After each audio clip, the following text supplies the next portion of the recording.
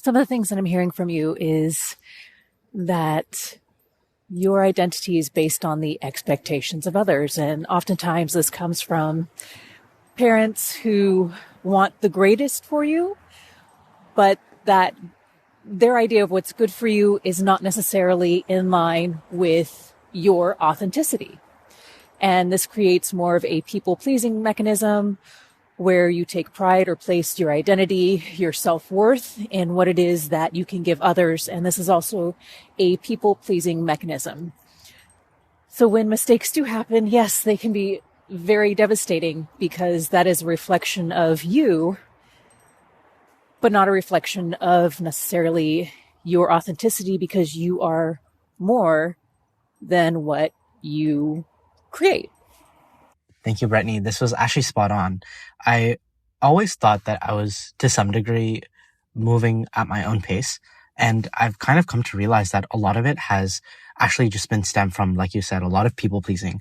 And no matter how much that I've tried to deviate from that element, there was always another people pleaser, or a person that I was trying to please and want to. I noticed this a lot with some of my university friends, because when I was in high school, I kind of realized that the whole grades game was kind of a rat race.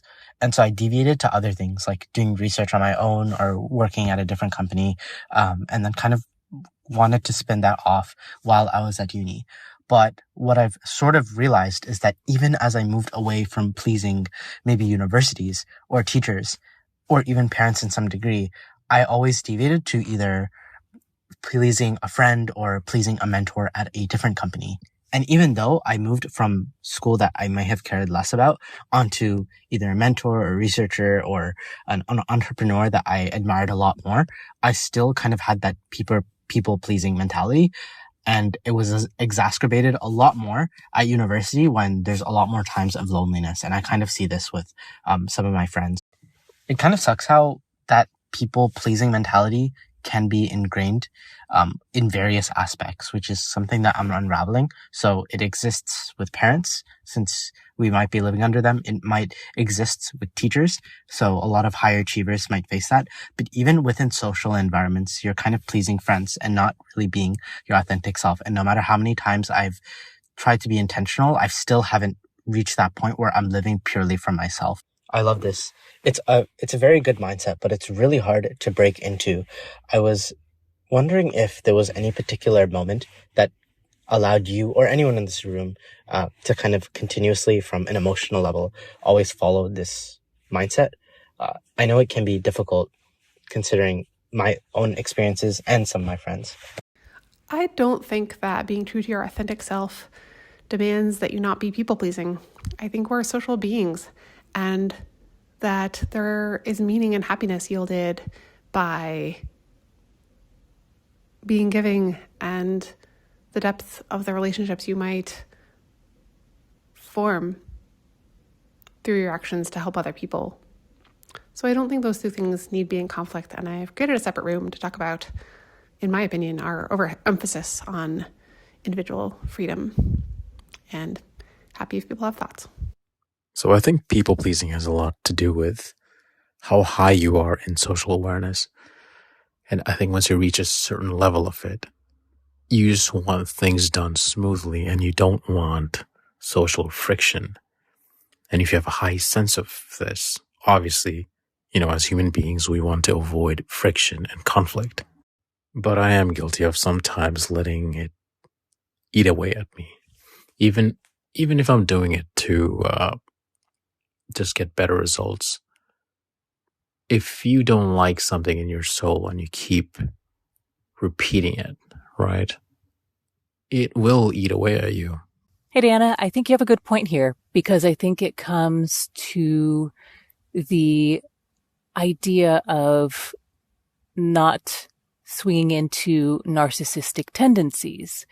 But my comments specifically to Ahash was due to him not being in his authenticity.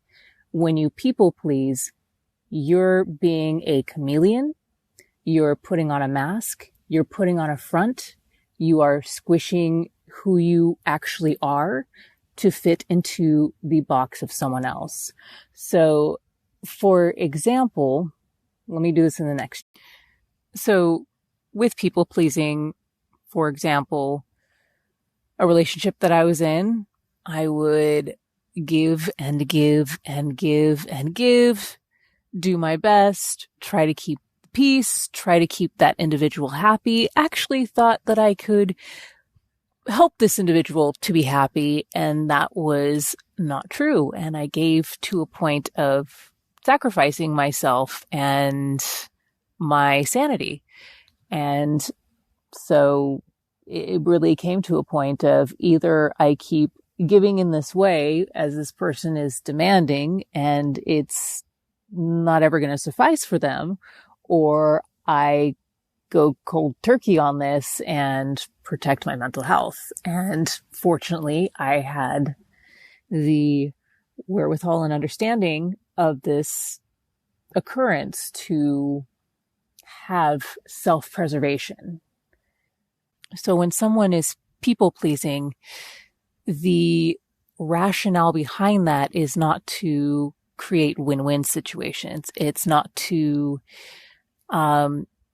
create solutions. It's all about a fear base. It's all about living to someone's expectations. It's all about living for something else other than your purpose. And it is also conflict avoidant. So a person doesn't stand up for themselves.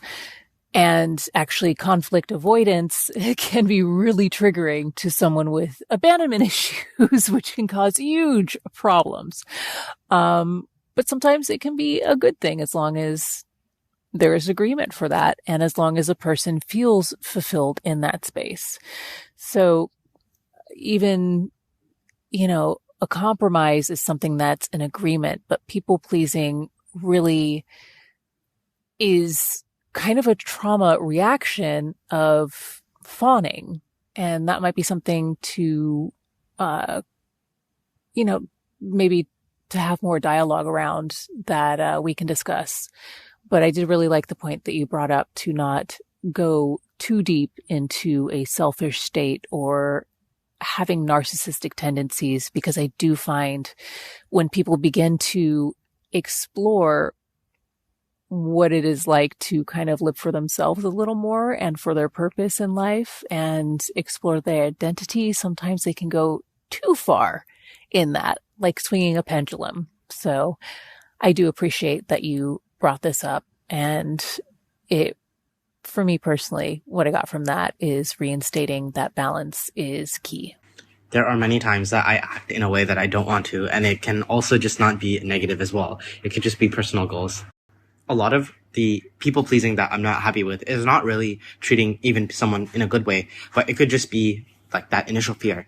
I reflected a lot because there's a lot of small moments where I kind of have this mindset of a fear of what people think of me, that it really impacts how I just speak on a regular occasion. And you're right in the sense that it generates, for me, such a lose-lose situation. Because if I'm conversing with a random stranger and I'm too nervous to even talk, I'm not really articulating any sort of opinion. They know less about me or whatever the thing that we are conversing about. And there's just less understanding in a conversation. And it becomes less meaningful for the both of us.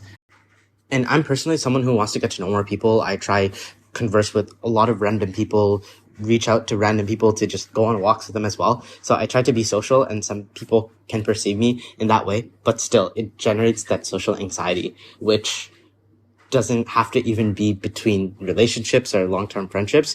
It can even just be in so many small interactions, and it eats away at me, which is kind of why I'm continuously working towards it. That is true. Personally, for me, when I mention people-pleasing, I guess it's in the context of giving more to people where it hurts me. But you're definitely right. I think once I get to a point where I'm very comfortable with myself, it doesn't have to be a zero-sum game. You sound very young as well, and people-pleasing is something, it does go away with age.